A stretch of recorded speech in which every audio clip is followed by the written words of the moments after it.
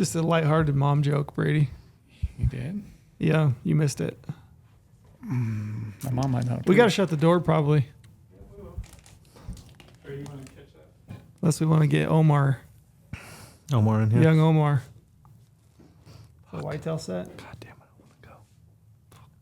We could have gone. When do I tell my wife that I lied to her about not hunting? You and I could have gone to Pike County, When? Illinois. Right, next week. Why aren't we going? 21st through 29th. Why aren't we going? I don't know, just seem busy. Considering my You got a kid is kid coming? due right then, I probably can't do that. Yeah. You probably got to stick around. But once that baby's born, I don't have to stick around. What's the look Brady's going for here today with the hood up? I'm a Sith Lord. You couldn't be bigger nerd. A Sith Lord? What is that? Is that the guys in Lord of the Rings? No, it's Star Wars. Oh, it is? Yeah. I thought that was What's the Lord of the Rings guys that have the Orcs? No, they look like Dementors from Harry Potter, only they're Lord of the Rings version. They ride around on the black horses. Oh, Do you know what I'm talking about? The Yeah, White I know what you're Walkers? Skinwalker. The White Walkers? Isn't that what they are? No, yeah. You don't know the name of them? No, Brady I can't right now, Miller. no. You're disappointing Put me me. on It's not the spot. White Walkers? No. I think they're. What is... I don't know what a White Walker is. I can't remember. I know there's a White Walker thing, and it's like a monster of some kind in one of those shows. It's not. If I'm right and you're not, Well, yeah. What's the bet? What's the wager? I don't know. This is not. I noticed we have a. am new, I right? A new and you scented just can't admit candle. it? Nope. What are you searching?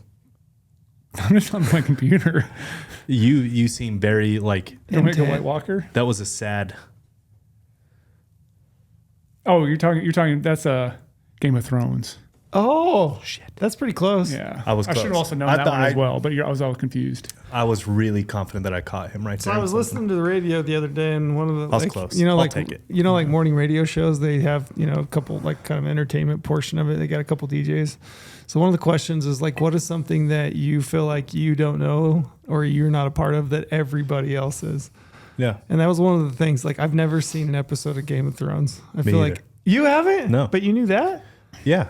I know a lot. Jon Snow, White Walkers or of some kind that are like monsters or Brady, like have you seen Game Dementors of or Thrones? something. So You have all the books. I know that. yeah, I have all the books. I started reading all the books. So I actually didn't start watching it until just this last year, in 2022, around Spring Bear. I started watching it. I pounded And you through didn't all know of White them. Walkers? I just spaced. Is One of those it- things where it's like you should know it, but you just get stumped. Yeah. But yeah, You haven't seen an episode either. I mean, I might have seen like a Yeah, part couple, of but one. no, I've never watched it. Did your wife watch it? No, No, but I've like never- it's a cultural Yeah, I feel thing. like so everybody- people would talk about That's it. I'm how like, Breaking Bad was for me. I didn't come to it until like I way watched after, all of and then I that. binged it. I watched all of it in Yeah. like a month. one of the best shows ever on planet Earth. Yeah, that's the hands- thing that I was really proud of for a while, to say that I had never watched Game of Thrones. And then after watching it, I was like, whoa, I was an idiot. This thing's so bad. And then I bought all the books, started reading all the books. I paid for it all on Apple TV or whatever. It was pretty funny the people that were calling in, just like the random things, like culturally the things that everybody has done or seen, that just some random one that you haven't. Yeah. Do you know back in the day, I did an article for Business Insider on Game of Thrones? About hunting, right? Yeah, it was about archery mistakes in Game of Thrones. Yeah, I saw For that. I remember business that. For Business Insider? Insider, yeah. Yeah. It's like archery It's business a insider. published No, author. I have an author page on Business Insider talking about archery mistakes in Game of Thrones. I don't see That's pretty the, cool. the correlation at all. I know they just do like trendy things every now and then too. It's like other, news sources or whatever, just doing some trendy things. Yeah, on like the internet. GQ does. Yeah, they do the does same thing. Ranella on like hunting mistakes in movies or something. Yeah, so it was Yeah, I've that. seen So that like too. I had never watched it. Like never had watched it. So I literally went and fast forwarded through the first entire season of Game of Thrones and didn't pay attention. I'll just so I could watch all the archery scenes, and then took screenshots and then wrote an article about archery mistakes in Game of Thrones season 1. Are there archers? Is it? Is there a lot of archers in Game of Thrones? Yeah, there's a lot. Who's Legolas is That's Lord of the Rings. Lord of the Rings. Yeah. That is not. Nope. But is there an archer in Game of Thrones? I mean, there's a ton of archery in Game Really? of Thrones. Yeah. Monty Python, that's the best. No, dude, Breaking Bad. That's the one. If Have you anyone guys- hasn't seen Breaking Bad, Have you watched Monty you just Python? have to. Yeah. And the Holy Grail? Yeah. I started watching that the other day with my youngest kid, and we got partway through, and I was like, oh, wait, there's a bunch of sexual innuendos in this. I've never watched Breaking Bad. Freaking hilarious. You've never haven't? seen it? Brady, Oh, my gosh. just listen. Please listen to me.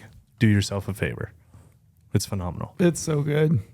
Now, the only problem with that is I have never been able to drive through New Mexico ever again. It changes your whole perspective. That show changed your entire everything about New perspective Mexico. of the whole state. I saw RV. It probably was like family just enjoying a great 3-day weekend. Yeah. And I'm like, definitely meth. And just immediately in my head, that's all I could think of. I'm like, that's definitely meth. I'm not going that way. It's true. It does change your Changes perspective. everything. Yeah. You got to watch it. It's I don't so know if I'd be good. interested.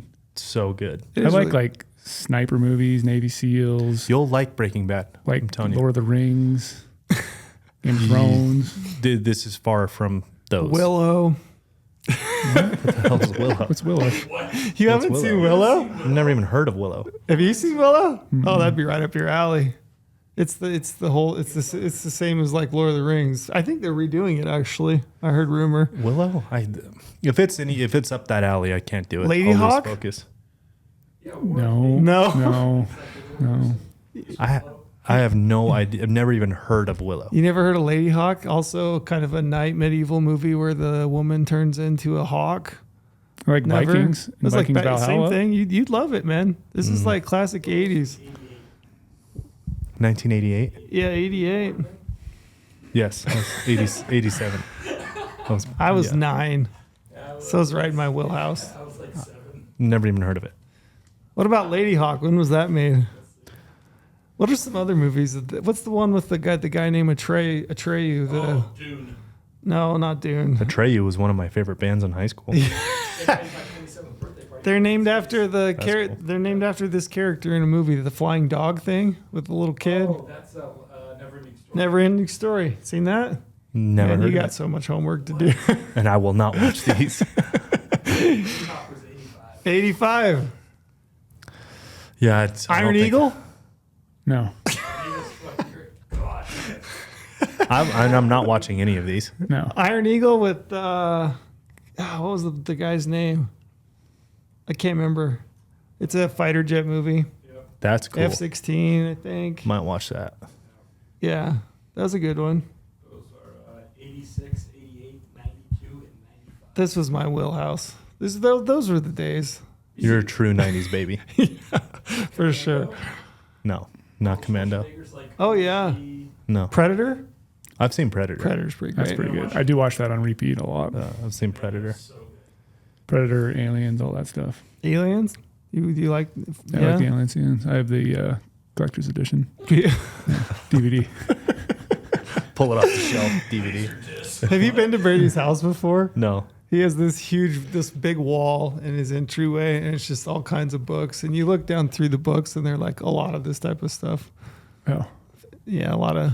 So some girl on a date the other. Not surprised. They're either biology, like wildlife-based books, or like fantasy. Or just total fantasy shit. Yeah. Tons of Playboys too. It's kinda, A girl I was on a date with like a month ago or whatever asked me, like, she's like, oh, you like to read? I was like, yeah, I like to read. She's like, what do you like to read? And maybe something I'm interested in. Like, I guarantee you it's not at all. Like, yeah, they're just talking about like wildlife biology. It's Lord of the Rings stuff. It's literally all the Game of Thrones, Moby Dick, all these like crazy. have you read Moby Dick? I actually got halfway through it last year and I don't know why I stopped reading it. But I also have like a lot of like motivational books and all, but I like to read. I like to read just random stuff. CJ Box, phenomenal author. Joe Pickett series. I hate to read. Hate it. Let's make Have time you? for it. Did you? When you guys were kids, did you read like Huck Finn, Tom Sawyer? Yeah. Have you tried to read those as an adult? So much harder. Really? Oh, dude, the language difference, the barrier between then, I don't know what it is, but I tried to read those as an adult, and I was like, holy smokes, this is way more difficult reading than I remember Really? it being as a kid. Yeah, it's just like the cadence, the way that it reads. I remember loving those as a kid. Say Summer of the Monkeys. Did you ever read that? I don't know if you ever read that. Same, those types of books. I've gone back and tried to reread them as an adult. And I'm like, man, this is painful. Just the cadence, the use of language, Yeah. so Yeah. much different. I mean, Yeah. I don't remember any of those books or like reading any books. Those are bad memories though. Yeah. It's when you got called out in class and had to read in front of everybody, like those huge Yeah. embarrassing moments. I blocked all those out. So so I'm getting ready to go. Let's bring us back into hunting a little bit. I'm getting ready to go hunting. Mm-hmm. I have like literally 2 books picked out. What that are I'm they? bringing hunting: Ammunition Demystified, Nothing. Non-Bubba's Nope. Guide to Ammunition To and Chemical- reloading. Yeah, it's like a 452 page like research paper book. It's That- like super in depth geeky. Sounds awesome, Brady. The Old Testament's the other one. Right? And then I'm bringing Jack Carr's Terminal List. I'm reading that whole Oh, series yeah, right gotcha. now. So like you really don't go hunting and like pick out a book that you're going to bring on a hunting trip. Like you don't do that Never. when you travel to go Never. stone sheep hunting. You didn't. No, I bring a did a book for bunch that? I did a bunch of podcasts and I rewatched Eastbound and Down. Because I literally have been. Rewatched Eastbound and Down. I got all the way through season 3. Who's I got Eastbound one season and Down? left. Danny Danny McBride. McBride. Have It you is- guys seen the side by side with him and Patrick Mahomes? It's pretty good. It's really pretty good. hilarious. Exactly. It's pretty good. But yeah, Yeah. man, I got through all 1 through 3. I have one season left, but now I'm back with my kids, so that won't happen for another 6 years. Yeah. You don't pick out books to. I bring on do, hunt? yeah, sometimes. Like, when- like airports and stuff. Like Yeah, like when I went to Alaska caribou hunting, I bought a book at the airport. I read it twice. It was Quentin Tarantino's version of the Once Upon a Time in Hollywood. Huh. I read that twice. I just don't I like read. the movie, so I wanted to read the book. I read the book, and it's kind of his own take. It's a little bit different than the movie, but I do from time to time take a book. I'm reading a book right now. I read it. What is it? Summer of the Fly. You guys are so sophisticated. They're making man. the movie of it right now. It's a Scorsese film. Yeah, I'm reading that right now. Something Flower Moon. But interesting. Yeah, I'll look it I up. do. You don't ever? No, literally never. I'm, like li- the Eastbound I'm and literally Down looking approach. forward to sitting in a tent, busting out one of these books. Like Killers of the Flower Moon. I've been reading a little bit of my Ammunition Demystified books. If you're a guy out there who likes to read about bullets and how bullets behave in the air, like all the data about bullets. The 2 people. So all 2 out of there- you. Like this book is really good. Like it's something I want to like keep referencing back again. I might try to read it twice. Like I have What? notes written down. I have like dog tags on the. Like I keep bending over the dog ears on the book. Like literally, I'm like writing all over this book because I'm just like taking notes everywhere as I'm reading it. It's super intriguing to me. What's in that book? Just literally how a bullet functions, how a bullet cartridge interacts, all the different dynamics about bullets. Yeah. How they just work, how they work in a rifle, everything about them. Oh, gotcha. Just tell me which one works the best. You're not when gonna you're really done find reading. that. I just want to figure out like the super geeky details about what makes a bullet actually tick, like the ogive and the tip of a bullet. The boat. Just build me a bullet once you learn all this. That works really well. Oh, we're gonna get a CNC lathe in here and start like for building bullets. Oh gosh, Do you have interest in that? Would you ever do that? You want to build your own bullets? I have interest to get a Machining? lathe to like start machining like random gun parts or just fixing guns or rebarreling stuff. Is that your But retirement plan you're thinking? it'd be fun. Just have some in your garage? I just like to geek out. I love to tear apart a rifle and put it back together Yeah. and fix it all up, make it better. I have a great retirement plan. What is it? Shooting whitetail out of a tree? Just- That's what I'm thinking. Nothing but hunt. Like literally, that's it. Yeah. Like just travel south of the equator, get all that done, then come back here in the fall. Like just nothing but hunting. That's my retirement plan.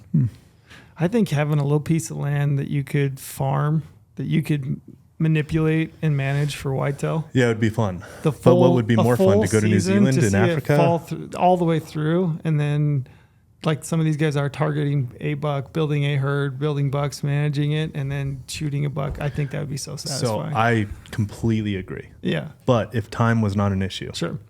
would you rather be hunting in New Zealand and Africa and then just come home and keep hunting? Or I would like to do that, but Yeah. That's what I struggle with Yeah. is like, that sounds awesome to do that and Yeah. have your own land and the whole setup and everything. But then that means I'm not going down there to do that. I like the idea of like getting out of bed in the morning super early and being like, oh, I got to go out and, jump on the tractor and Yeah. till some land, plant, do some spraying, I don't know. I like Farmer John. Farmer. Yeah. That's why I like looking at my Taking dad. a water turn. Yeah. Gotta go turn on some water. Yeah. I'm like talking to my dad about his whitetail property, like all the stuff that he does, and like going out there all summer long, up there with my mom every weekend, doing random stuff. Like, it does sound pretty intriguing. Or just I have a hunt. catalog of photos the whole time of bucks they've seen, sheds they picked up. Yeah. That buck needs to get older. Like, It ain't going to happen, but I like the thought of it. yeah, gonna be fun. Hey, positive affirmations, positive thought. Yeah. Will it into existence. What do you want to talk about today, Brady? Lorenzo? Whatever you want. We're going to talk. I'm game for anything. I want to dive in on literally everything on a topographical map. You do? I do. I want to hear about GOHUNT's new topo maps. So it's good. It might be a little bit promo-y, which I'm okay with. No, I mean, A little bit. I think the biggest part of it was like use case on a topo map. I think That's the thing. that's where the juice is going to be in this. But at the same time, you're going to talk about the new topo. Obviously, You got to talk because- about why we did it. Yeah. And then also I would like to hear because we took a poll, right? I saw that on Social Go Out. I saw you guys Yeah. talking about it down here. You know, what do people use, aerial imagery, topographic or hybrid, Yep. and why? I'm interested in knowing why. And I'd also like to hear like what you used, what you've used so far this year and why, and how you use maps, topo maps, hybrid maps, aerial imagery. So with that, should we hit a promo first? Let's do a promo. You want to do a promo? Yeah, I'll do a promo. We're talking about maps. So let's hit a promo that's going to involve you guys getting some maps in the field. So as you guys know, we're deep in hunting season, so a lot of hunting left. Research season's coming up. So if you got to, sign up for an insider membership and use promo code PODCAST, you can get all the research tools. Podcast. That was a nice little See how accent he there. said that? Well, we're talking Midwest and we're trying to talk about South and like all these different places. So I was trying to throw a little spin onto it. So promo code PODCAST is going to get you 50 How would points a back to true the Go Hunt Gear Shop. Minnesotan say that? I don't know if they That's a would. good question. Yeah, well, I'll think about it. Okay, yeah. Promo code podcast can get $50 back to the Go Hunt Gear Shop. And then also, if you want a Maps membership or Explorer membership, use promo code podcast. We'll give you, what was it? 20? What? Podcast and Maps? 25, 20? Points? Yeah. To the 29th. 50. I don't know. No, I'm talking about how many points you get through Maps promo code using podcast. You get 20. 20. That's what it is. Yeah. Normally 20. Normally Only 20. But right now, If you 50. catch it to the 50. 29th, yeah, you get 50. gosh, I always forget all that. Should have mentioned that with the kicker. So yes, just use promo code podcast. Just say big, no matter what do you do on Go Hunt. Mm-hmm. Use it. Get an insider membership. Get maps. Part of this podcast was in request. I got a DM from a guy, and I don't know if he's new to hunting. I would assume that he was. I think a lot of times we have conversation, and we've all hunted for a while, and I think we probably overlook maybe just like some basic terminology and like basic, what I would say is basic at this point, just like usage of maps and how we use it in the field and why you might do the things that you do. So part of that was in request to him just to cover some basic terminology and some basic concept. I is what I would say around maps. So I think we'll try to cover that. Do you want to cover that first? Yeah. Okay. Do that. So definition of a topographic map. What would you say a topographic map is? Basically a 2D representation of the exact Earth's surface, what you expect to see on it from streams, roads, hills, all the elevations, points of interest. Mm-hmm. Basically, a top-down view of what the land exactly looks like from the valley floor to the top. Yep. I mean, that's my that's not the true definition. That's just No, you hit it. Topographic map is two-dimensional representation of the Earth's three-dimensional landscape. that sounds way better than what I I just said. should have answered because I was going to answer something really similar, and I had no clue. I was just drawing at straws there, Yeah. and it would have been really close. Yeah. I want to throw it back though. Like I remember hunting with printed off topo maps all the time. Oh, Like yeah. that was the thing Mhm. back in the day. Like that was the only way to really go out there and navigate. Even before mobile GPS units, and then we got mobile GPS units and all that topo. Like so, I learned everything I know about Western hunting through a topo map. Where would you get them? USGS? Yeah, My I topo. was. On my topo? Mhm. Yeah, and you can pick exactly where you wanted it. Yeah. It was awesome. Yeah, I Yeah, had like, subscription services for regular different rip kit. things. I used to have CDs. I guess were they CD-ROMs? They're actually called back in the day. Net Geo. What? Net Geo, right? I can't remember the source, but it might have been Nat Geo. Yeah, you can like plug in your computer, download all of it, look at everything on the whole United States. I think it was like I still have a Topo bunch. USA, I think it was called back in the day. I still have a bunch. I bought either at the BLM or the Forest Service. You could go in. Yep, I'm doing the same. And they have those big drawers. It's like a big old thing of drawers with individually named and numbered. So you guys know me. I didn't like going to do that, even though you can get them at like your Sportsman's Warehouse and all that stuff. I didn't want anyone creeping around the to corner know what map you bought. and seeing what map I am selecting out and grabbing, then going over there and be like, oh yeah, that's this region of this state or whatever. And So this, were you shoplifting maps? Is that no, what that's why I'm saying I wouldn't go to the store to pick up a map. I would print them off my own online, or I would order Gotcha. them. And I would make sure I didn't order them from a hunting-based website. I ordered them from a different area. Just making your life so much harder. Yeah, but then you I ever would do do that this. now? Do you ever pull out a topographic map, printed map, and look at it? No, Large scale? No. The only topo map I have is I have a big topo map of Glacier National Park that I keep meaning to hang up my house and frame. But I have all the trails I've hiked in Glacier because I've hiked like 90% of the trails, like legit everywhere. And I love looking at that map and seeing where all the mark-offs are. But like I do every now and then go back in this little box I have that has a bunch of my old topo maps. And I have like X marks for different areas I've gone through. I have like, pen marks drawn through where I was actually hiking back in the day in Glassing where I've killed some animals. Old like BLM topo maps. Like Yeah. it is kind of cool. I've saved them all throughout the years. And I still like to look at them because it does give you a larger scale than what you can get maybe on your desktop or your phone. It's kind of fun just to look at a landscape, Every once in a while I'll break out a map. I don't think I've looked at one since. Yeah. I genuinely don't think I have since like the modern, like smartphone Yep. mapping. Yep. What's your topo made out of? I mean, you've got made out of contour lines, right? yeah, you got contour lines, index lines. So the contour index lines are the more bold lines. Yep. So the ones actually going to show you the elevation. So whatever it might be, 7,800 feet. Contour interval lines, those are the smaller ones in between the bold lines. So those, on GoHunt maps, those are 40-foot Yep. intervals between there. And those can change Yeah, they can From change across that. 20 to multiple hundreds. Yeah, they could be looking at different maps and you could be deceived being like, oh, those interval lines, are really gapped. Yeah. but it could be a totally different scale. It could be hundreds of feet. Yeah, that's one thing you want to pay attention. That's why I always look at the index lines to see what those are going to be, and then subtract the contour intervals in between it. But all GoHunt maps are 40 right now. I think it might get more interesting to look at other maps that have tighter lines if you get like East Coast, Midwest type stuff. Yeah, that's like 10. You want like That's those when you 10. might want some finer details. But out west, 40's really 40's nice. pretty good. As I was prepping for this, I found some interesting. And it's not necessarily like these are just like those aha moments. You're like, I think I know that, but it was interesting to read them. Just like some rules of contour lines. Oh, These are like your basics, but again, these are like cliffs. yeah. How can you indicate a cliff on a topo map? I just look for really steep. Stacked, right? Yeah, so the stacked really tight. close to the lines. And if they're hill shading a little bit, I look for some of that hill shading stuff Gotcha. too. So the closer the lines, the steeper the Yeah. elevation. This is one that this is like an aha moment for me. So your valleys, ravines, gullies, canyons, those kinds of things. Contour lines in a U-shaped pattern will indicate rounded gullies. V-shaped lines will indicate sharp valleys and gullies. So the steeper the V, the sharper the canyon. Is that what I'm saying? So Yeah. the deeper the canyon. More slot canyon Yep. would be like a V. Yep, and here's one that was kind of an aha moment for me. Do you guys ever look at your phone and you have it on topo, and if you don't zoom out far enough, it's hard to understand if you're looking at a valley or a ridgeline? Yeah.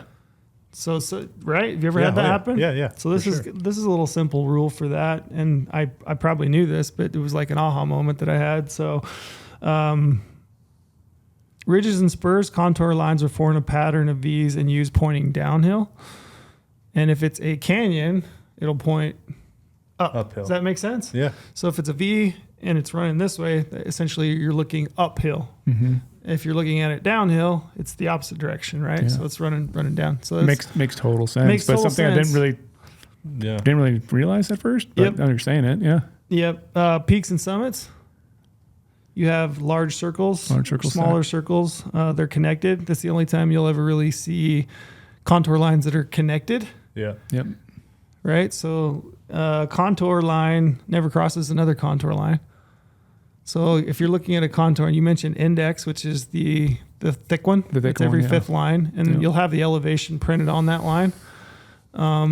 Those ones are, as long as you follow that line across the landscape, in essence, if you were to walk that line, you would never change elevation. Yep. It would just keep you going all around a big Same giant. elevation across that. So if you're looking at the same line and you follow that across the topo map, you're in essence, you're looking at the exact same elevation, which again makes common sense. I get it, but it's like when you're looking at it, you're like, huh, okay. Yeah, and then your adjacent contour lines are separated by a constant difference in elevation. So just a couple simple rules. Saddle contour lines will form an hourglass shape with rising contour lines on each side. So again, common sense, you think a saddle, the shape of a saddle. If you look Like a at a horse saddle. topo map, it looks like a saddle, like what Yeah. you know as a saddle. It looks just like a saddle. A horse A saddle. horse saddle, right? Yeah. Same with a bowl or a basin. Yep. Same thing. It looks like a bowl or a basin as you're looking at a topo map. Yeah, you can easily tell a saddle difference from a bench. They're pretty much kind of in a sense the same thing, except the saddle is going to be on a ridge line where a bench is usually, somewhere else down a ridge. It could be a bench, but Yeah. So we kind of covered some basics, and I know those are probably for most people. Maybe you're thinking like, yeah, that's just, No shit, dummy. no shit, dummy. God, I had another one here that I was like, just like kind of an aha moment. I'm trying to see if I can find it, but oh yeah, it was interesting. So sometimes, and again, I mentioned peaks, right? So you've got a round. So if you're looking at a round contour line and it connects at both sides, you're also a depression. So like a low point, you may be looking at the low point. And at that point, you can look at the direction of the canyons coming up or off and the shape of those to tell whether you're looking at a depression or a peak. Yeah. And those are all just like little topo map things. But how are you guys using? You said in the survey that you were use topo most. Satellite. no, I said I use satellite. I Who use said satellite. topo? Somebody said topo. Jared said topo. Yeah. But 'cause Jared it's 'cause is he's old. military. Well, old, and he's straight up military. Right. And I mean, topo is the most detailed if It's the you most know how to detailed. use it. Yeah. I say between all the options you have, I'm a satellite first, but I use topo probably a lot more once I'm trying to navigate around the area or trying to look at stuff, but I like satellite to know what the vegetation looks like, where the trees are going to be at, where the spots I can go through the trees really easily. Like I'm using it for navigating a lot, but like actual hunting stuff though, when I'm in the field, topo is heavily used for me, used all the time. Are you skipping back and forth between I'm skipping back and forth for sure. you? I'm a hybrid person. Me too. Okay. I So like hybrid the most Me because too. it's All right. both worlds in one view. So were you in the meeting when Brady? You weren't here, were you? When I mentioned that I use hybrid, and he was No. like, "What did you No, say I was exactly?" hunting. Yeah, I think he's like, "You're full of shit," and I'm going to tell you why. yeah, so I want to have a debate. So I was saving that for this podcast because I want to hear why you think that's bullshit. okay. I want to have a debate with both of you because both of you like hybrid. I like topo. All Bring right? it. Shake and Okay. bake. And bake. All right, two on one. But I'm going to win. Okay, let's Okay. hear it. So you looking at a hybrid map. So basically what a hybrid map is for people who are listening, you might not know, is basically just the exact same thing as topo lines, all the contour intervals, index lines merged onto satellite imagery. Overlaid satellite imagery. Overlaid on satellite imagery. All right. What does that look like to you? Well, to me, it looks like I have. incredible. To me, it looks like I have. So good. It looks like I'm looking through a bow sight with 15 pins, and I'm all confused of which pin to actually look at because I'm trying to see what is behind there. My Okay, bow does have 15 pins. Now what? You're not complete- getting a clear picture of exactly what you're looking. You're looking at a mashup of too much information. So too much information is making it harder to really see what you You're want to do. getting the best of both worlds No, because you're- no. the use of a topo map is to give you a 3D perspective of 2D. You're looking at a 2D and Yep. you're using the contour lines to give you some perspective of what that looks like in 3D. Yep. Okay, but what you are missing is the advantage of aerial imagery. So now you've laid one over the other, and now you have a 3D view of what the landscape looks like, I get plus it. the I get it. vegetation. I get what I'm Exactly. saying. It's literally too much for what you're trying to soak in the moment. Okay, now here's another thing. It's going to be a strict shameless plug, and I hope I explain this correctly because in my head it sounds phenomenal. Like it sounds just baller right now. All right, Okay. I'm going to drop Let's some hear nuggets it. on you. Let's see it. So the reason why you're using that before the satellite and hybrid, because you did not have a quality topographical map.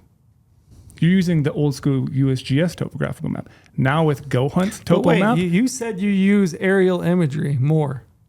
Why? I said earlier, I like to see the trees. Could throw him off his game. You just in the literally middle of his pitch. I interrupted love my it. game-changing point here. You use it so you Strategy. can see vegetation. No, You can but see here- stop. openings, Stop. clearings. Let me finish my And rant. this, ladies and Let me gentlemen, finish is my how you rant. debate somebody. Throw them off in the middle of their Let me pitch. finish my rant. Okay. We Fake now news. So you guys are hard to debate with. I'm pretty sure somebody won a presidency this way, and it was awesome. So you want to see both, but you now have a clear topo map that can actually do both. GOHUNT now has a topo map, okay, that shows you custom hill shading. It'll show you all those steep areas. It'll show you clearly where the water is. Let me keep going.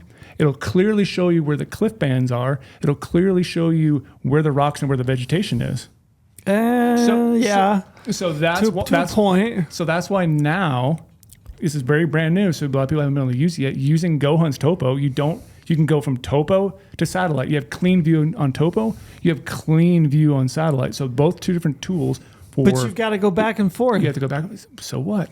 And you have that process of like orienting yourself when going back and forth. Whereas if you just use the hybrid, you see both. I know, but it's literally using topo in a clean view and switching over to satellite view is way more easier to use in my opinion, because you have, again, clean. Well, okay. Clean is easy. So here's where I'm at with this. What's better than 2? 3? One map Yeah. to do all. Yes. It's- One map to rule them all. I get why you guys For like you it. in your game of whatever Lord of the Rings. Yes, One map to You- rule them all. And it's hybrid. And it's hybrid. I get what you're saying. Topo's pretty sick. I agree. I do Topo's appreciate the Lord of the amazing. Rings reference. Here's- One ring to rule I them all. tried. See, Yeah. now I got you on my side. This is how it's done. ladies and I gentlemen. get it. I do get it. But when I'm looking at both of those, it's just a lot of information. And okay, remember too, I wanted to explain why I like a topo map more than I like sometimes satellite and hybrid. Mm-hmm. Remember, I am really colorblind. Okay. So you start stacking in Sounds all like those. a personal problem. Yeah, it is. Like, what else would it be? Deal with it, bro. So, so you get all these colors stacked on top of each other, and sometimes it's really hard to see, in my eyes, not saying you're perfect, Trail, all the details. And so it's hard for me to look at a satellite imagery and see what's a valley and what's a ridge line just looking at it. And so that's why topo really helps me, because I can switch over it. Where I get the point, then the hybrid, you could counter argue my thing and say, yes, it's all there. You can see it all easily. But to me, it's just a lot to process. I want to see specific reasons why I'm looking at some of this. Why, I don't know. Topo is better at giving you perspective. I agree. Yeah. And it's better than hybrid for sure, than giving you 3D perspective, right? But I still end up using hybrid. Let me take a shot at this. Okay. This is like that question. If you could only eat one food for the rest of your life, you could only hunt one animal for the rest of your life. That's not going to happen. Okay. If it did, that's some weird fucking world that you got to deal with for a different reason. It's pizza But- and elk. Just kidding. There we go. I had pizza for lunch and dinner yesterday. It was a phenomenal day. Patty. Moving day. Finally finished Can't beat everything. That was a little sidebar. So back to it. I'm intrigued. So we don't. No one has to choose one, right? Nope. We're all just talking about like the starting point. Like my phone, my map is on hybrid. That's just my starting point. Okay. And it's because what's better than 2 references of maps? 1, right? So it's just 1, and I get to see vegetation at the same time. I'm seeing elevation and which ridgeline and drainage and this and that I want to go, and where the vegetation is better, all this stuff. But the beautiful thing is you do have more than one option. It's just the one I start with because it gives me both reference points in one view, and I'm not constantly switching over. And then when I get 2 points where you do switch over, and I switch to just straight topo, and especially now with our topo, and that's why we built it, is because you are right. Like those old school USGS topos, show they're just everything. they're not that good. And that's why I think our topo bridges the gap to you could go back and forth now. Because our topo is showing you a lot more information than a normal Correct. topo, because of the custom mill shading. And it is. You got everything else on top of it. Yeah. It makes all the lines pop a little bit more. And it is a shameless plug, but I don't give a shit. That's why we built it. Literally, is for this case. It's because that's like the USGS is like a total generalization of of Topo, right? Ours is very hunting specific and very hunting centric for all those purposes. But the satellite thing, when you're looking at satellite, just plain satellite, when you want to look at just vegetation, like if I'm looking at an animal that's bedded, or if I'm looking at, 2 meadows over and I really want to make sure I'm on that meadow where I'm going to drop a pin that I'm going to start hiking to. Like, yeah, I go to satellite. You just straight satellite, no hybrid. That one thing, that's all you care about is that one reference. Yep. So yes, I use all three. But when you are generally hunting and you don't have a specific use case yet, why not have the 2 in 1? What I heard. That's my pitch. What I heard was that he would use that, but he's colorblind. No, I don't like. What I heard is we won. I don't like clutter. Isn't that what you heard? What I heard him say is that you should use probably a hybrid more if you're not colorblind. Do you mind making sense with the pitch here? I love what you when said. When you don't have a specific, like, I'm going to drop through this canyon. Let me go to Topo and see what it looks like. It's interesting. I actually use a little bit different. I would say I don't know if I want to say it because it might give him a little ammo, but I typically start with Topo. Once I get kind of a good understanding of what I think it looks like, then I go to hybrid, and I would say I use that. You're talking like hike in and all that stuff. I use that agree. almost exclusively. But I'm talking like you're on a ridge line, you crawl out of your tent. I'm on hybrid until I find like, okay, I want to drop through this canyon and over the next saddle. I'll go straight to hybrid. And then if there's an animal that I glass up, it's straight to satellite. And it's like, okay, what ridge is he on? Like I want nothing but visual to look at. No. So did I win? No, I would say no one in this conversation. No one in this conversation wins. It sounds like no one ties. You guys can think you win. I think I win. If you're listening to this podcast, you should drop a vote. I want to hear a vote. Okay. Who won this debate? I would have won if you guys didn't interrupt me. That was part of the strategy. I was going. Have you ever done debate? Did you do debate in high school? I'm not a debater. Master debater. Yeah, I did debate. Yeah, you did. Brady is single. Yeah. So vote. I want to hear a vote. Who won? No one got my joke, but that's cool. I got it. I'm just trying to go back and wrap my head around that. I get what you guys are saying. I do. I'm trying to fully put myself in your shoes. We convinced him to cross party lines. Right I would honestly though. But though, like I said, looking at satellite for one purpose, looking at Topo for one purpose. I like the 2 cleaner methods. It's like why. I carry certain optics and rather not doing anything because that sole purpose is one freaking thing to find an animal. My rifle then is sole purpose is to kill. I'm not going to combine, like it'd be unsafe to combine those two. That's a bad example. Mapping and navigation. Mapping and navigation is like, there is that general use and then it gets very specific, right? Yeah. And that's why I like that 2 in 1. I'm constantly on hybrid. And here's the beauty though. Like you said, we do not have to choose. You don't have to choose. That's why we give you all the options. But elk and pizza. If that was the one to go. That's it. Maybe sandwiches and pizza. I do like a good sandwich. Maybe sandwiches and pizza. Or sandwiches and elk. Sandwiches, pizza, and elk. There we go. Honestly, though, so listening to you talk and like thinking through those use cases, the ones that I was just saying, it almost seems like there is a difference of elk hunting. So you're probably coming from deer hunter mindset just because that's who you are. And I'm coming at it from elk hunting, and I'm sure you are too. Because there's a lot of like general navigation elk hunting, a lot more so than you're moving mule country deer. a lot. Yeah, a lot more so than mule deer. And mule deer is glassing point. Yep. All visual go. So I want glassing points. I want kill spots. Satellite does make sense for that. It does. Not telling you you're winning. I know. It's interesting the mindset of use case going into it, like species of use case, kind of almost dictates it. So do you ever use hybrid on like a web-based GOHUNT maps? No, I don't actually. Yeah, I do. Win towards me. No, I don't. I go Topo to hike in, like what I'm picking out. Because that's interesting. I don't use it. Really. That's I why I don't wanted use to bring the it up. desktop either. I almost always just use it in the field. Yeah, I've never heard of anyone say they use hybrid on the computer. Yeah, I don't. We have the option sometimes, but not often. Like thinking is it easier just to switch between Topo and web or Topo and satellite on a computer? That's why people just will switch in the field you want it in one. Yeah, maybe. Yeah, I just thinking back on that New Mexico, the one I just did. I didn't do any in hybrid. It was all Topo, like where benches this way. I want to go to this ridge, all that stuff, and then it was satellite imagery on picking out like the spots I wanted to hit. Yeah. Interesting.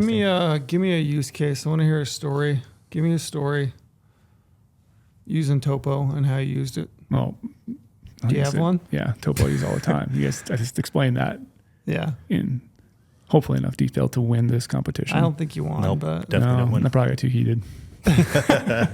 Threw you off your game. Yeah. Made you emotional. Okay.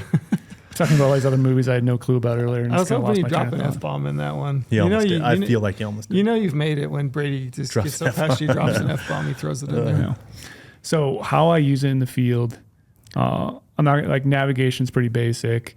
Using it to like avoid cliffs and all that. That's very basic. But I mean, I probably shouldn't say it's basic, but I assume because I use Topo all the time for that. Mm-hmm. But the way I really use Topo though is when I'm glassing and I find an animal I want to go after. I'm instantly then switching back and forth, satellite to Topo. I am looking exactly where that animal's at. This is where, again, if I'm in the field, we're going to drop shameless plugs in here. I'm using the rangefinder tool to literally, I'm ranging with my regular rangefinder, use the rangefinder tool, dropping a pin exactly where that animal's at. I use that a lot. And so Don't you think this has been like honestly one of the biggest advantages in our day and age, like in our time frame, game changer. to allow you to be more successful? Yeah, 100%. I honestly don't know if there is another tool that exists. Gear, Without question. I'm talking like any gear, long range rifles. Yeah. I mean scopes, the whole nine Without optics. a doubt, that's I would the say case. that this probably hands down a map on your phone that you can manipulate, move, look, Base drop map points. differences, everything crazy. All the things you can do with a map is pretty key when you're out there. The animal's always going to have an advantage because they know it's like back to the hand, but we're trying to learn it, and that's why I think a map's going to give you a little bit more advantage to, learn it that you're not out there every single day with an animal. You're just there for that short period of time, so you need those extra mapping tools. But that's why I like that rangefinder portion. Like I said, I'm dropping that pin exactly where that animal's at. And before it was hard because you always had to do a different measurement with a rangefinder and try to roughly drop it. But that's why here again, I go clean view Topo, clean view satellite, because I want to see the exact same tree I'm trying to mark. So the example I want to give is when I was moose hunting. Let me stop you real quick. You see an animal. See an animal on a spot. You are in aerial imagery first and dropping first a point. Yep, first I'm satellite imagery. Okay. Because so I'm glassing that animal. So an example for my moose, spotted the moose. I referenced over there. It was actually too far. I still could use rangefinder tool, but it was really far away. But I use satellite a lot more. Saw exact tree this bull was at. And the great thing was this bull was in like a little meadow. And I was able to figure out exactly where this meadow was at. And I was actually seeing tree line coming out in the meadow. And then it was a big tree in the middle. So it was like a pretty picture perfect area to try to mark it. But I was able to look in and zoom in on satellite imagery. And this is why like high quality satellite imagery download for offline use is really, really great. Mm-hmm. I could see that exact tree that bull was near. So I dropped a pin right there on satellite. So now I have a pin exactly where the bull is. I'm not planning on killing him tonight. Like there's no time for me to get down there. So I switched back to Topo right now. So I'm like, all right, the bull is there. I want to try to kill him tomorrow. He's in this little area. He's probably going to stay there. Rut's not going on yet. They're not chasing cows. So now I'm switching over to Topo, and this is why Topo is so powerful. Now I'm analyzing all the different terrain features around where that bull is to try to find an elevated spot where I could potentially glass from and then also shoot from. So the shoot from thing for me, since I'm a rifle hunter, is pretty important. So I do a lot of mule deer hunting too. So I know where the bull's at. Hypothetically, if you stay in the same spot, where can I find a high point to glass into there without getting too close, not getting too far away either, to take a shot?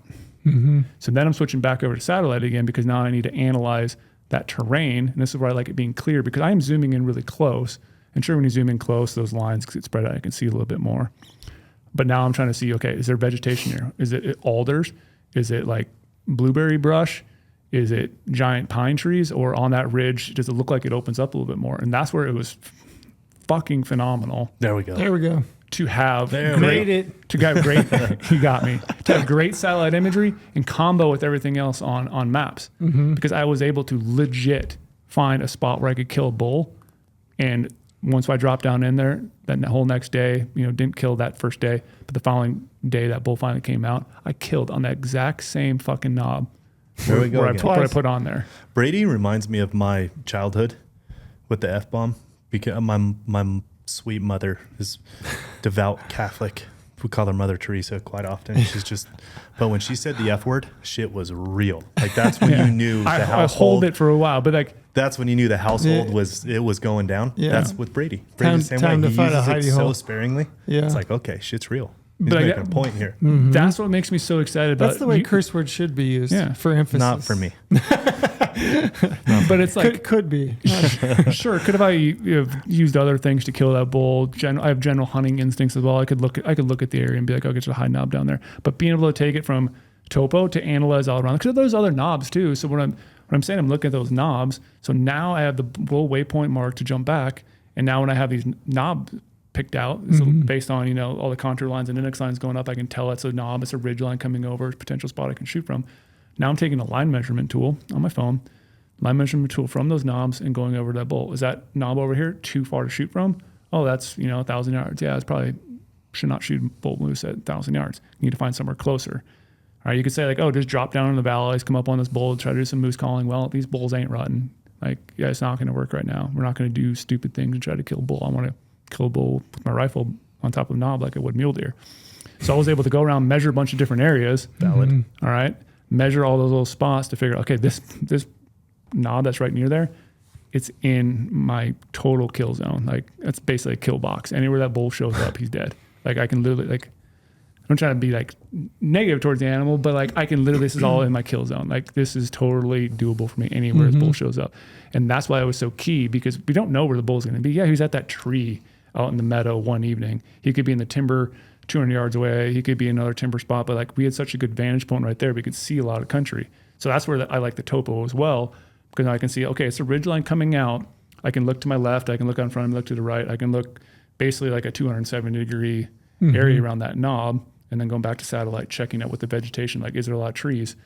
And then using satellite and topo combination of that, when Brian and I dropped down in there, I was able to look back on that ridge line a little bit, and I was actually be like, hey, there's actually a little flat spot. I could see a bench on top of that ridge, and we put our camp there. Like, we camped really close to the bull, just keeping like very minimal noise down, because like otherwise you camp on top or you camp down on the bottom. And a lot of the points when we were in the bottom, that's where the fucking brown bears were. So we're like, let's just avoid the brown bear path where we see all these brown bear tracks everywhere and they're going all the time, because we actually ran into a bear as we were making the stock on them.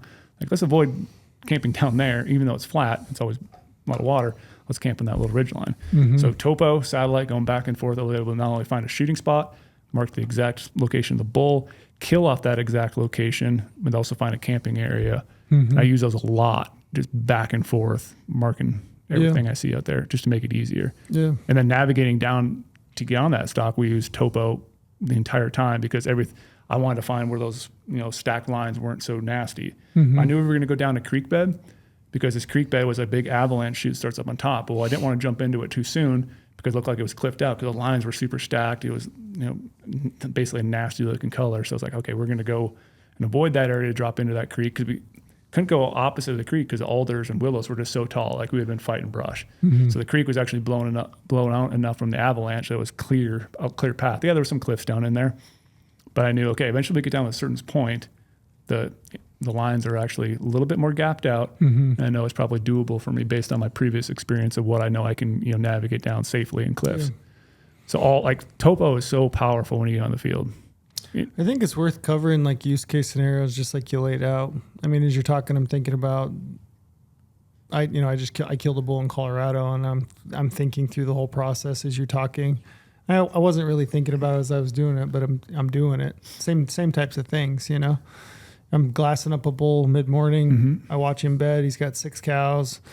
And where I was at, like, you really couldn't, like, if you just looked at the aerial imagery, there wasn't, kind of in that area, there wasn't really enough like topography to like tell on aerial imagery. It was relatively flat where he was bedded, and I was going back and forth and just like looking, based on the spread of the topo lines. I'm like, okay, yeah, he's most likely, bed right here. And I'm also looking at aerial imagery, but a lot of the area was like burned, right? So everything looks the same. So it's not like I could pick out a tree, that he was bedded by. It was pretty much, just a monoculture. It was just all burned. And, but I was able to use topo and look at the lines, the spread based on like, okay, he's bedded right here in this little bench. And then same thing, pull up topo, find my route, find the ravine, work up the ravine, same as you, drop a point, work out across this face and just work right towards where I thought he would be. And then, you pop up and you're like, he should be right there based on my map. And I'm looking at it on my phone. Oh, there's a cow. Yeah. You stalk in and I understood. That's the other thing is like the advantage I would say of like using those maps while you're out there is like before I'm never surprised by topography when I get into a location to potentially get a shot. It's not like I pop up on a hill and I'm like, oh shit, there's a ravine right there. Didn't know that was there. Yeah. It's like I knew it was there because I saw it on a map. I knew exactly what the landscape was going to look like before I even got there. Yep. Yeah. Use as much in Canada. Use it. It's not in Canada. Not in sadly. Canada, right? Sadly, I wish I could have. It would have Gotcha. been very helpful, like very helpful. But yeah, not available up there. How'd you use it in like New Yeah. Mexico? Yeah. Mexico, we used it quite a bit, especially on my tag, just because my tag didn't really have any outwardly high point where you could just glass. It was a lot of live, thick, dark timber, so it was a lot of just pounding timber. But it was real broken country. Like there wasn't a ridge line that just would run north, south, or east, west for long ways. It was a lot of like broken kind of like U-shaped or V-shaped ridge lines. And I used Topo a lot to help just navigate through saddles so we could hit the next drainage and the next ridge and the next drainage and kind of, being able to. Let me stop you real quick. You just said saddle. Yeah. We talk about saddles. We talk a lot about recognizing saddles on a map. Like, why would anybody give a shit about a saddle? A lot less vertical over the long period of time. Right. Those long day hunts. I mean, granted, I was hoping to hunt bugling bulls. They would bugle very sparingly, but still, like it was just live dark timber, so you can't glass it anyways. So it's like, okay, to hit this next, drainage with meadows in the bottom. Like I don't want to climb an extra 300 feet of elevation if I don't have to, because we're going to do it again here in 5 minutes when we go to the next one. Right. So it's a way to just continue to cut off and manage vertical gain and loss, to hunt as efficiently as possible. It's a path of least resistance. And the animals use it more than we do. I mean, that's all they use. Whether you're a human or an elk or a deer, I mean, typically they're Saddles are a huge thing. Yeah, they're trying huge to pinch points. conserve. Yeah. Yeah. Yep. So you guys being elk guys, and then once you continue with the other thing, do you ever utilize saddles to hunt off of? Like, do you ever set up a little ambush thing, or like I'm going to call from here because I can maybe potentially get bulls from either basin to come up, and they're going to come use the 100%. saddle, so I know I'm going to get a shot. I would stop at the top of every saddle, call off both sides, sit, eat, drink, just like kind of a break point, just to see what's going on. You're in the best spot. If you're in the saddle, you are in the best spot. Just take a moment, take a breath, see what happens. I think it becomes really important, even potentially more important late season, because you've got bulls that are post rut. Yeah. They're trying to conserve energy, and if they have got to move from one drainage to the next drainage, they're going to try to conserve the most energy they can because they're post rut, their body conditions down, so they're going to hit typically the lowest point of least resistance. So they're going to conserve energy. They could go through a saddle. And just the type of landscape I was in too is on either side of saddles was typically pretty rocked out, like pretty clipped out. You've been in there. Pretty like oddly cliffy country where you wouldn't necessarily think it because it's all under live timber canopy. So just hitting those saddles it was a big deal for us to make sure we weren't clipped out and didn't have to go in a direction we don't want to, or we didn't have to, so we could get into the next drainage. And so it was just, I was on basically, because there was nothing to look at really for satellite imagery. It was all live timber canopy. So it was in Topo the entire time, and it was specifically to manage elevation gain and loss to most efficiently hunt like this box of area I wanted to hunt. Trail knows where I'm going with this. That's another win for Topo and not hybrid, because you didn't really need to see it because you're in the canopy. True.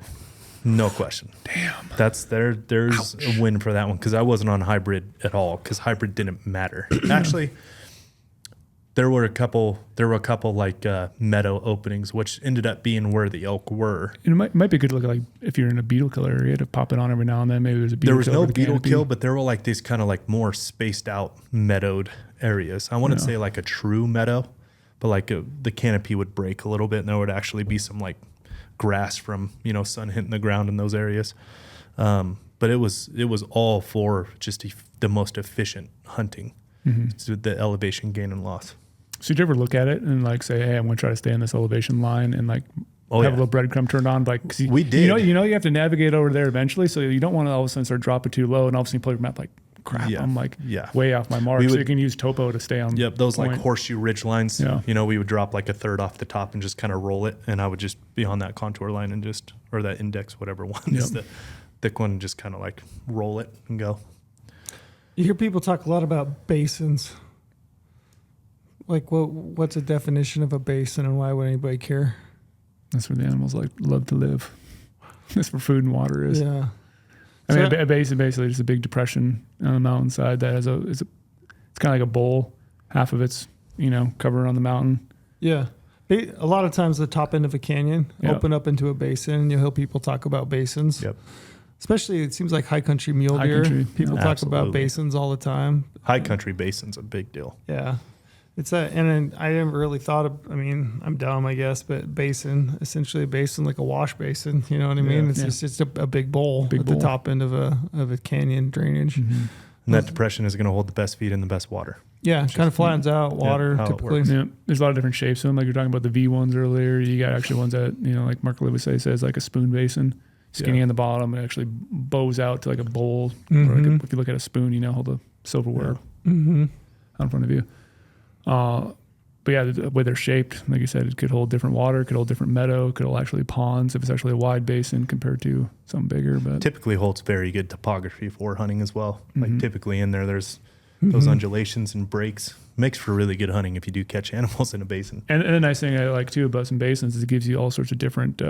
You might have a north slope, might have a west slope, you might have different. You know, from one glassing point, you just move a little bit, you can see a lot of different aspects of the Yeah. mountain. Yeah. So basically, we're talking places to find animals: benches, basins, saddles. Yep. What else Ridge is on ridge lines? Ridge lines. Ridge lines are typically great, but those are like, if you look at a topographic map or any map, I get, even if you're looking at aerial imagery or hybrid, those are kind of the ones that are the first and foremost that you're looking for. Mm-hmm.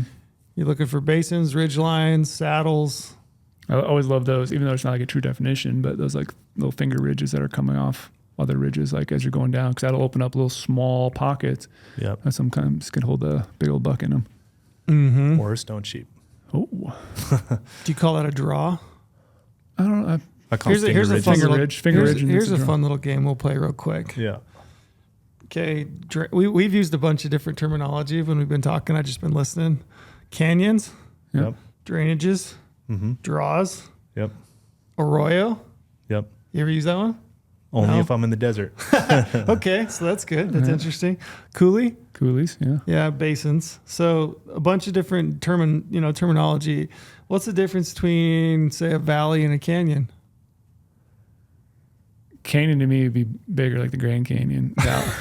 Steeper, narrower bottom. Yeah. Steeper and narrower. Do you Yeah, ever use the valley word would be bigger a and valley? wider. Yeah, broader.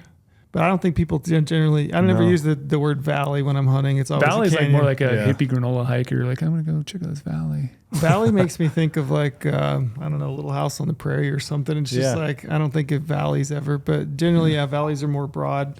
What about a drainage? Is it interchangeable with canyon? Yeah. You use it I'd interchangeably. probably use drainage more than canyon. Like, I'm going to go check out that drainage over there. Like, you know, the drainage on the next side looks like it could be great because it goes off and gets me different aspects to glass. I mean, into. I would consider a drainage of like something that comes off of a basin. You know what I mean? Instead of just like a canyon that runs to the top. See, I look at a drainage as like, if you think about a drainage almost interchangeable with the word watershed. So it's Yeah. like where all the water from Would any funnel given into. would funnel into. And to me, I think of a canyon as being like a singular feature. So you have a canyon, it's a singular Yeah. V bottom. Whereas I think of a drainage being like a larger landscape So- where you might have multiple canyons within a drainage. Yeah, so multiple Yeah, that's a canyons good are way going to to feed put into it. a drainage. Feed into a drainage. That's a good Yeah. way to put it. That's a good one. Do you think about that? Yeah, oh yeah. That's why I was like, a drainage for me, I was going with the basin, like potentially water runoff as a Gotcha. drainage. You said it much more eloquently What than about I a did. what about a draw? What would you call a draw? Draw can be so many different Small. things. Smaller? Small, Yeah. yeah. Draws are real small. Like a draw for me is like bow shooting. Like he's in that draw. Like, Oh, gotcha. I Like could that's see in bow draw range. and coulee being interchanged in Yeah. some of that country too. Like, hey, I'm going to go down this draw or I'm going to go down that coulee. Depends on.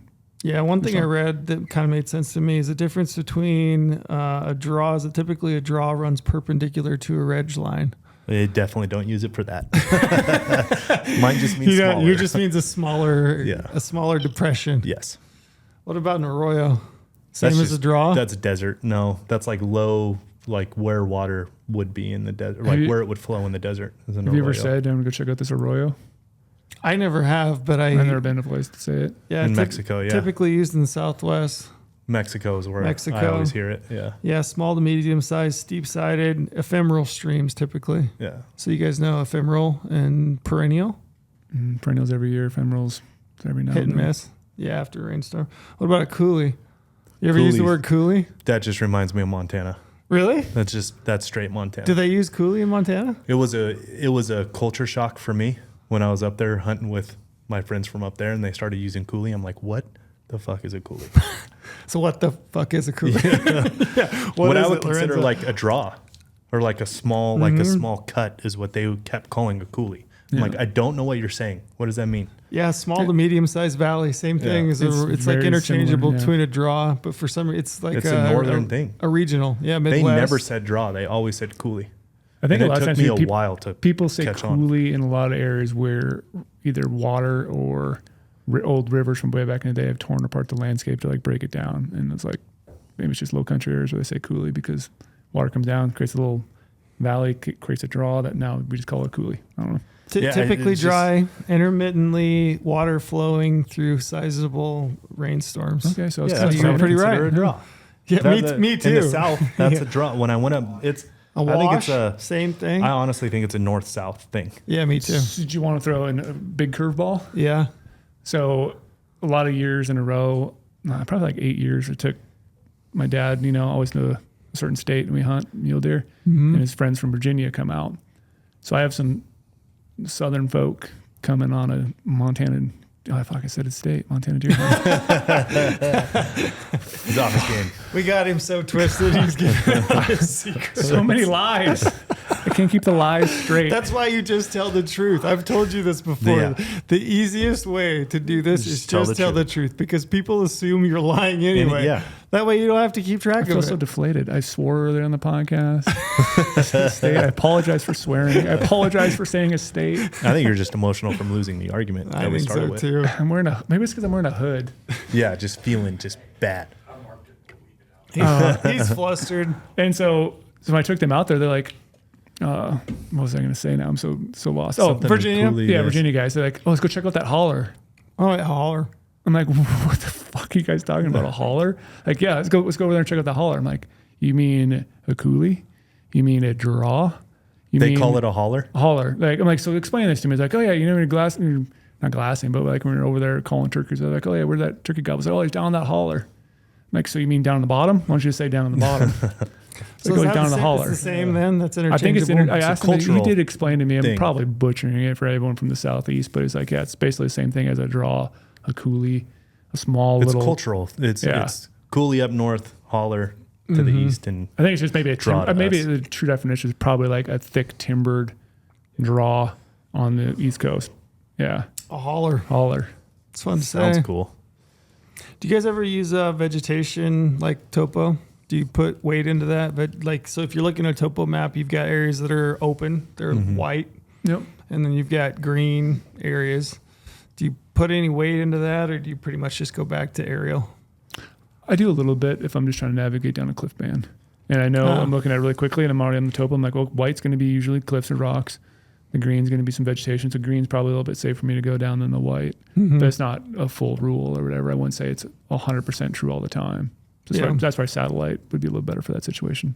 Yeah, I don't put a ton of weight into it. Just I because know what that- if it's a burn or what if Sure. it's, you don't kill, doesn't mean it's canopy. But I do appreciate seeing it on a topo map Yeah, for for sure. sure. I think it does give you like bigger perspective. Yeah. And I know that we put like in our new Topo map, we put quite a bit of Effort into into making that more accurate representation. And then the nice thing is too about that, like if landscapes do change all the time. So the old USGS topo maps, and I can bash USGS because I used to work for USGS, so they just don't they don't update bash. things all the time. So like we have the ability to go in and update our custom GOHUNT topo map, to remove if vegetation's starting to grow out in certain areas. You know, landscape's changing, the white to green contrast. We can actually go in there and change certain areas over time. Whenever it changes, whether it's a landslide, whether, you know, big burn moves through region. there. Yeah, we can go in there and do that, which is kind of cool. Yeah. This is like another just a duh moment, but you're looking at a topo map and you're looking specifically at vegetation. So you could kind of have some sort of idea of what the vegetation looks like. So something I'd read that I just hadn't really put much thought into. So solid green in an area is typically covered by tall vegetation, aka forest. Like you're looking at canopy, forested areas. And if you're looking at a topo map, you kind of have a better idea of what's alpine and what's potentially like desert sagebrush country just based on looking at peaks, summits, valleys. So like if you're looking at a topo, white area, flat area, essentially open vegetation, up around a peak, you're looking at alpine vegetation, open meadow type areas. Versus like if you're looking at lowland country and it's open, you could expect to see more, you know, sagebrush, grassland, that kind of thing. And that's just like another one that's like a duh moment for me. But I'm like, oh yeah, I could see that. You know, you can kind of have a better idea based on what kind of vegetation you might expect by just looking at a topo and where the peaks and summits and valleys are, which is again kind of a no-brainer. But Kind of a no-brainer. But do you guys use water much? You put much emphasis? You look at topo maps, water, creeks, streams, lakes? For me, it's mainly for myself. Just where can I potentially get water? Is there a spring there? Is there a stream? But a lot of times, again, we're talking about, is that stream, does it sub out? Yeah. You know, streams, a lot of times you can look at them, they might go all the way up to the top of a mountain, but you got to realize that's just mapped on there. You don't know exactly when that stream starts. As you're going up, you might have a spot where it subs out, which is basically just going underneath the ground, and it's going to come out again down below. So I think of streams for, like I said, just for myself. Ponds, I might be able to get water out of it. I don't put a lot of emphasis into finding it for mule deer in the places I hunt. Obviously, if you're hunting some dry desert areas, sure, finding those ponds or creek beds or whatever else might be beneficial. I will say that when you look at a topographic map versus an aerial imagery, this is like one situation where I might give an advantage to topo. Oh, here we go. Because typically springs, seeps, ponds, creeks, streams, those are super identifiable on a topo map because they're highlighted in blue. Yep. I mean, you can see them. And a spring is typically, you know, you've got a little blue icon there with the little, you know, little blue dot. Whereas if you're looking at on aerial imagery, a lot of times you can't see it because you don't have enough detail. So you won't see it on the hybrid either. But I do think that there is a specific use case for finding water sources because and it may or may not be there all the time depending on the kind of water year you're having. You know, you might show up to an area that's got a spring on it or something, and it may not be active based on the type of water year it's having. But I think it's a lot easier to kind of check those off if you're going out across the landscape. You're like, oh, I'm looking at topo, says there's a spring up ahead. It's worth going and checking out because a lot of times you can't see them on an aerial image. And that's what's good too about our topo, because those streams that may or may not be present during the time of year that you're going there, compared like a creek is going to be a solid blue line. Where those ones that, go in and out depending on the seasonality of the year, like those are going to be dashed lines. It's usually tell if creek, I won't say definite, but like a high likelihood, very high likelihood. I got a story for you on exactly this. I think it's a crick, though, just saying. A crick. That's north to south, too. I do like it. In New Mexico, it was a oddly dry year. Really? And when it was hard to find water. Really? Yeah, we were having an issue finding water. And what I found to be our best case was all those dashed streams that were coming up from drainages and draws that would feed down into a meadow bottom where it was showing as a creek. I'm like, okay, well, all these streams are dry, but there's definitely groundwater still, right? Like underneath the groundwater. So we would drop off to where at the bottom end of where all those streams would feed into a creek. And we would go down into the bottom below all of those, we would actually find a little bit of water. Gotcha. It helped us quite a bit doing that. I also think topo is really handy in navigating trails. So let's say you've got a trail, it's going into an area. It's hard if you're looking at that trail overlaid on aerial imagery to understand elevation gain or loss. But you throw that on a topo, it's pretty easy to look at it. And understand what you're about to get into. If you're going up or down. Do you ever do something? I do it all the time. I wonder if you guys do. Like I always look at what elevation line I'm at. And Oh. I look at the ones above. I'm like, okay, I have guarantee you every 800 feet to 100 go. All right, I can do this. How many pushes is it going to take? And I do it, and I'm like, oh shit, I only went like 100 feet. Yeah. Like, damn, I got so much further to go. But I use that as like a judgment to like, all right, I got to push to the next big line. I got to get there, and I like just try to motivate myself by constantly pushing myself up the mountain. Yes. I've had at times where been like in a real suck fest, you know what I mean? And you're standing on a line, on a contour line, you're looking at it on your map, and you're looking at the next one up, and you're like, okay, that one's 40 feet. I'm gonna count 40 steps, and I'm gonna go uphill 40 steps and pull out my map again and just check it just to see the progress you're making. I've definitely been there. Yeah, or 100 or 200 or whatever it is. I count them off. The older I've gotten to like, sometimes this really sucks. You got a heavy pack on your back, fully loaded. Like this elk hunt, I had a pretty significant climb like the last 2 miles, and it got to a point where I was like, my mind is just weighed down with how bad this sucks. Yeah. So I've got to think of something else. So I was counting steps. So I was counting steps. I'd count off 200 or 100 or whatever it is I thought I could do, and pull out my map and look at it and just see the progress I was making. So I definitely did that. Yeah. I think everybody does that. Yeah, it's a good judge of, how steep that terrain is. You can start Well, feeling like how long it's going to take you. So the next day, like if I'm going to go back up here again.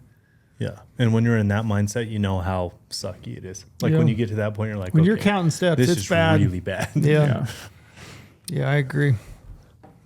Anything else, Topo, you want to talk about? What are Females? What are your use cases, Topo? Like we're getting into some late season stuff, Mm-hmm. or even just elk. I want to know elk in general because I got a hunt coming up. I heard about that I'm doing. Yeah. What? Potentially, I guess I have an elk tag.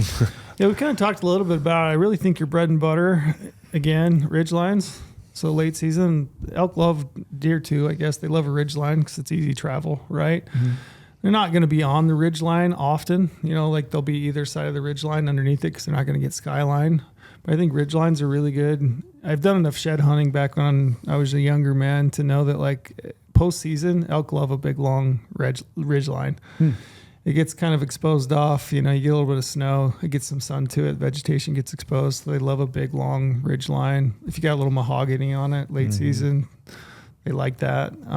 Saddles is one thing. And then, we've talked about flats, benches, those kinds of things. I mean, elk, you look at elk behavior, elk like that, flat to maybe 5 to 20 degree range as far as like bedding areas. So I'm often looking at Topo for flats. I'm looking for areas that they're going to bed on. So if you've got a slope, for example, and it's all above, it's steeper than that grade, but you've got a little bench, a pocket where you see those lines that are spread out across it, I'm thinking, likely bedding area. This is way past archery season now because September's gone and over. But like, would you utilize some of that stuff to maybe Gross. Woof. rub salt in your wound? Mm-hmm. But like you could use some of that stuff to be like, potentially it's on a north facing slope. I can see these little lines coming down. I can see it looks like it's benching out a little bit. Potentially there could be some wallows on that area. If it's a bench on a north facing slope, it's good. It's good. It's good. I don't know how else to say it. Yeah, that's a little hidey hole. Okay. Yeah, just I a pick little. up what's throwing down. And if it's got a little seep or spring, Even better. even better. Yeah, and if it's old growth, you got plenty of shade, nearly full canopy cover, like that's the bedroom. Yeah, you're looking at a bedroom. I use that a lot. Even if like for me, sometimes ridge lines too on I notice elk and deer, they just love to travel down them like during those late season hunts. It's easy. Same for you. Yeah. They like that when they're like in migration or moving from, winter or higher up down to transition zone, down to winter range, like they're utilizing ridge lines because a lot of times there's not a lot of nasty vegetation they have to go through. Well, you've got you've got escape cover into another canyon or another valley. Oh, so you're interchangeable. Canyon drainage. But yeah, I mean, if you're in that top third of a ridge line, you've got feed. But should you have any kind of threat from below or anywhere, you can easily Just bump roll up and them over next, into the next one and be gone. So I always start. It was interesting. I had Cody Nelson on my podcast, the glassing guru, and I was talking to him about just like, what is he, as he's out looking in a landscape, like, what are you looking at first? And it was interesting.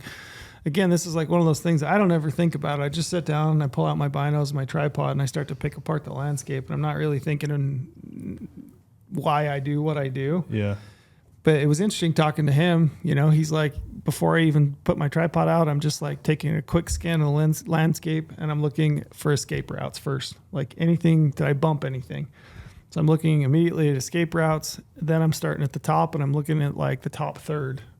You know, and then he sits down and he's starting to go, you know, depending on what the topography looks like, he's going up, down, or, you know, left to right. I know you like Right to left.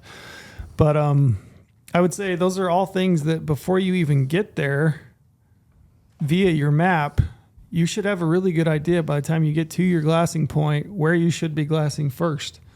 You should know where escape routes are. You should know. That's a good point. You should know the most likely area before you even get there, based on looking at your map. These are the most likely areas I'm going to see game, and those are the ones you ought to go to first. Which I don't even think about. But yeah, it does make sense. That's why I think it's good to like sit in your camp every night and literally go through your phone and look at everything you're about to go into, like you're saying. You guys do that at night? Lay in bed and look at your maps? Constantly. A lot. Yeah, me too. Find out those plan B areas. Yep. Or just like how to more efficiently hunt the area you were just in. Exactly. Like you liked it, but you didn't find the one or something like that. You know, And it's there just- somewhere. How yeah, to it's like, reapproach oh it. man, I liked what I saw. I'm definitely going back there tomorrow, but how can I do it better? So it's like just that re-up on information and just be more efficient. Yeah, I think back when I was just hunting the one night, worked a herd of elk, probably 60 head, satellite bulls, 1/6 point. They kind of worked their way up a finger ridge and dipped up and over into the next canyon. And I made it to the top of the ridge. It got dark on me, but I could still hear those bulls bugling, and they were working into the canyon. And I'm like, I can't push them any further. I don't want to blow them out of the country. I want to be on them the next morning. So I dropped off the face, found a little flat spot again. I mean, it's dark, so I'm looking at my map. Okay, this looks flat. You walk down there, find a nice place to camp, you know, eat, get everything set up, climb in the tent, and I'm pulling out the map, and I'm looking at that next canyon. And I'm looking the next day, like, where is the most likely option for those elk to be the next day? And if they're not there, where did they go?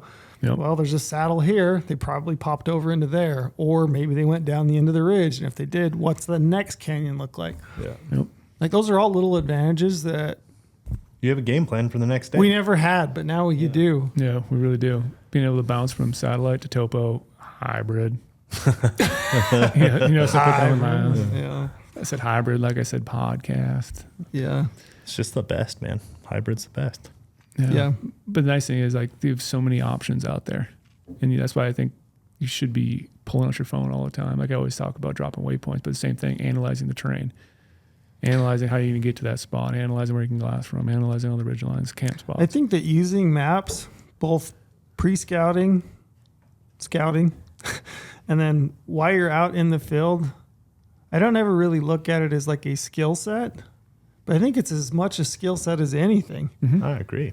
Yeah. I think the more time you put into it and the more you record, the more data you're taking in as you're out there, and then you're incorporating that into making a plan for the next day or the next week or whatever it is. Like, that in itself is a big skill set, and I don't think about it a lot, but I think it's probably yielded more towards my success than anything else, to be honest. The name of what you're doing is efficiency. Yeah. And that's the name of what you're doing, and being more efficient is going to lead to a lot more opportunities. And if you know just a little bit about animal biology, about the animals you're hunting, and you start to analyze that terrain, well, now you're putting more pieces of the puzzle together. I've always said, like, you can look at a map and find animals. I think it's very hard to look at a map and say you're going to kill a giant right from there, because giants don't live under every tree. But I guarantee you probably find some deer. You might find some elk in that country. So you can use maps to easily pinpoint where wildlife is going to be. But then finding one that you want to, press the trigger on, that's going to be a little bit difficult. Press the trigger. Can't you just say So pull true the to trigger just for that? Just Just for for that that sentence. scenario? I mean, it sounds so much better. Pull the trigger. When we hunting ducks, Do they pull the trigger in duck hunting? Here, And they we're press shooting it in skeet. rifle hunting? Pull, and then you yank that trigger. Oh, okay. I I hope. Way don't to want shit to throw on the bad duck thoughts in my hunters. head. I just want to keep saying things correctly, so it's just a natural instinct. You did roll right. Did you have to think about that when you just said that? No. You didn't. You just naturally went to press the Press trigger. trigger, yeah. You've converted. He's fully You're converted. fully in. I think slowly I'm trying to convert U trail. Really? Press. Yeah. Every time I try say to it, convert you. every time I say it, you do. I got a book you need to read. It's about archery ballistics or archery flight, whatever you want to call it. I Yeah, was they going have an somewhere else. arrow demystified book because it'd be kind of good. If they do. Mystical Flight of the Arrow. Ooh, Ted Nugent. He's a man. What a Anything legend. else? I mean, that one's a super long one. I guess we're an hour and 18 minutes or Something like into that. it. This is a good discussion. Like I said, like I think it's easier for maybe some of us because we used to use topo maps, like paper topo maps back in the day, so we understand how all this stuff means because we're so used to it. But I think a lot of new people getting into it, hunting out west, it's intimidating to look at a map and like what features do you look for? How do you navigate a mountain safely? But like once you start putting together the pieces of the puzzle, defining what's a ridgeline, saddle, bench, all that stuff is going to point you in the right direction to find animals, but also be safe and navigate it and get your animal out of there, hike out through the dark safely. Like you need to learn how to read a map and utilize a map. Well, and like Trell said in the beginning of this, I don't think you can argue it. It is single-handedly the single biggest proponent to killing more animals is having this in your hand, the data collection, the efficiency gain, the knowledge gain, like being able to switch between all the different base maps to like hone in on how you want to get to an animal, where the animal is, like your bull elk or your bull moose and your bull elk. Like it is single-handedly the most important thing to killing. And that's the thing I wanted to, and that's the reason I thought maybe we should talk about it. Is it's like we can do gear podcasts. They'll get a ton of listens. Yeah. People will talk gear until they're just Blue in the face. Blue in the face. You can talk working out. You can talk shooting a rifle. You can talk shooting a bow. I mean, you can talk all these different skill sets. And like maps and using maps isn't super sexy, No, it's not. but yet It's the number one. It's the number one thing I would say to being effective. Yeah, I know we've talked about before. I go on some rants. It's like everyone knows how many, like you just touched on, how many hours a week do you shoot your bow? How many hours a week do you run? How many miles do you cover? But you ever sit down and think like, how many hours did you e-scout? No, I don't. No. I should. You should. There should be a thing, but it's not sexy to talk about. It's not sexy to post on the gram. Oh yeah, I've been e-scouting for 3 hours tonight. No. It's sexy to be like, I covered 6.5 miles on a run. Okay, will you I post? Will you like? As you said that, Start changing the I game picture here. Brady in like a Hugh Hefner robe, and he's on his couch. Yes. He's got a bowl of chips, and he's watching the game maybe in the background. He's got his laptop out and he's That's the e-scouting. Brady I know, and right there. He puts that on the gram. It's opposite of that. It's What's sexier than that? Not much. it's the laptop All casted to the big screen TV e-scout. There you go. Robe though? I don't have a robe. Do they need to get a robe? smoking I don't have jacket? a robe either. People still wear robes? Jacket. And a pipe. I can see that for you. I don't get the robe thing. That's our new ad. What? Maybe that's a new ad. A new robe thing? Yeah, if you want to market maps, that's the picture right The there. robe, Brady yeah, we in a can market it smoking that way for jacket sure. With a pipe. Sitting down on my couch, smoking Yeah, on my pipe. with Topo projected onto the big screen. I like how I said topo, not hybrid. Oh, here we go. I mean, Now it's semantics. Let's get in an argument. But no, I think I love that conversation we had earlier. I just want to touch on that again. Like, yeah, I see why people love hybrid. I see why, we have so many people talking about hybrid. There's a use case for it. I'll give you that. Thanks. So if you want a little win from me, I'll Thanks, give you man. this one. Thanks, right now. man. Appreciate it. You guys went through my rant. You went through a couple of me swearing. Couple times actually. yeah, you got hot. I get passionate every now and then about certain things in life. Mule deer, maps, and rifles. There are people. Porter's one of them too. It's fun Oh, to man. push his buttons a little It bit, is. get him going, get him hot and bothered. Yeah, it's the best. He's not here. The thing is he tones it down on the podcast so much, and I told him that last time. Yeah, he gets. Like on the critiquing one. Yeah. Like I'm trying to like get him going, and but he backs off on the podcast so bad. Out there, if you ever press him on something, he will fly off the handlebars, and he's so fun to like get in those. Yeah, he'll dive into his boots more. He'll dive into his just go underking crazy. technology, his layers. But on Yeah. the podcast, he'll just be like, "Oh, you're right." You It's got like, stage no, fright. dude, you have never told me that. That's like I'm telling you these things and pressing you to get those out there responses, and it never happens in here. Yeah. Is You're that true? 100% right. I was trying so hard to 100%. like Get him going. That's why we were poking him a little bit. Yeah, I wasn't trying to like Not trying to be a beat him dick. down or anything. I was trying to like poke him so he would come back with his usual responses. Yeah. And he just doesn't do it on the podcast. The cool thing is, you guys read all those comments we got from that episode? Yeah, People that's love good. that format a lot. We gotta Like people fix said it's a sound. game changer. Like they've watched gear lists from us forever. Other companies do gear lists, whatever. But like that was a cool format to be able to talk about. Have someone go through their gear and have other people critique it. Yeah, we don't always have to be to poke the bear, but it was fun. We were trying to poke the bear. That was kind of an outer personality one just to try to get him going, which he didn't do. Yeah, but I would love to have someone sit there when I do my gear list. Yeah. There's probably things I'm not thinking of this at the moment, or I pack something wrong for the environment or the weather. So like it was Toilet paper. what? Way too little toilet paper. No. I love Actually, did you see the one comment where the Tajikistan thing? Yeah. It's like coming Did from we the all guy who forget? had to use Yeah. his hand to shit. It's like, well, yeah, that was some elevation pills. And I even laughed at the guy's comment. Like, I still laugh at that to this day. you had too little toilet paper? Well, I was going back to a base camp every night. So I didn't have to just have my 1 ounce of toilet paper. I actually had a lot of toilet paper every single day, but You just ran through it. just ran through it. And I was, Yeah, so we I can't can't communicate. trust you. I can't speak the language, so I didn't know how to ask for like, hey, you got some toilet paper on you? I figured to be a man, use your hand, you know? Isn't that the saying they still No, use? Brady, no. It's got to be a symbol you can come up with for that. So you can There's an international you can sign language. you can pantomime that out, I'm sure. Yeah. Yeah. Yeah. But no, I'm looking forward to doing more of those. Anyway, drop us questions. You got questions? I would love to hear questions. If you got like specific map questions, why we do things, or what's the good way to do something different and use maps. Yeah, we'll let people know. Like we're doing a bunch of written content right now about mapping again, like some more. You know, I wouldn't say it's basic information, but we're just kind of going through and explaining some different features. How, not just explaining, but also give, like we did in here, reasons how we're doing for specific species, like how I would use a topo map for mule deer, how you would use it satellite or hybrid or topo for elk, like giving that information out there so people can help. So we're gonna have a big library of additional maps content on the GOHUNT website. So sure, check all that out. And I always drop comments there too. Like I read a lot of those comments and I'm responding. Renzo jumps in, Trail, you jump in a lot, like on your stuff you write. So check those articles out. Good deal. Use maps. Use maps. Use promo code podcast.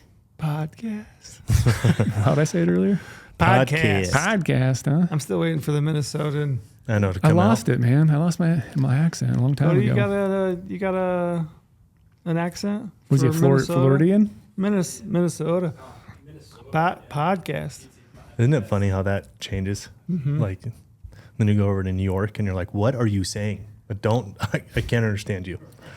Yeah. Yeah, I thought about trying it there, but then Boston, even like, how did that happen? Boston podcast. Yeah, like a how did podcast. that accent happen? You're so hunting podcast. But I'm generally excited to use some of these topics we discussed, because when this goes out, I'll be elk hunting. That's right. And you're gonna fall in love. Pressure's on. You're gonna have the little hearts in your eyes. You're just gonna fall in love. You're gonna see the animal on the mountain. You're gonna be like, "Yep, this is it. This is made it. Could be a I've turning made point, it. Now huh? I know. I've made it.